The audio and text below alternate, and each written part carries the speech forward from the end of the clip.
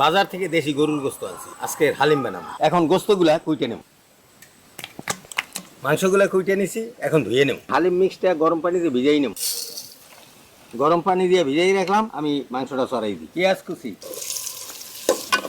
রসুন বাটা, আদা বাটা, মরিচের গুঁড়া, হালিমের স্পেশাল মশলা, স্বাদ মতো লবণ। মশলা কষানো হয়েছে, এবার দেশি গরুর গোস্ত দিয়ে দিই। সেদ্ধ হওয়ার জন্য একটু ঢাইকে দেব। মাংস হয়ে গেছে, ভিজিয়ে রাখা হালিম মিক্সটা দিয়ে দেব। এবার জাল দিয়ে নেব। হালিমের স্পেশাল মশলাটা আর একবার দিয়ে দেব।